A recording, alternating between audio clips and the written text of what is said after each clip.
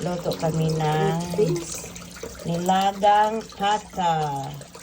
O diba, lagyan ng sibuyas, black beans. Hindi yan black beans. Oh, hindi pala ito black beans. Ano ito?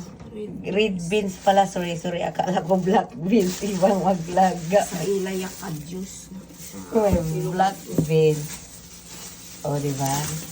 Tapos, lagyan ng nangka. Ibigay na panawan sa inyo. Tapos, lagyan ng nangka. Tapos, isalang na. Hinang apoy. Ayan ang nilagang pata with red beans, then langka. Ano namin? Ano pala ito guys? Ilonggo nga style. Oh.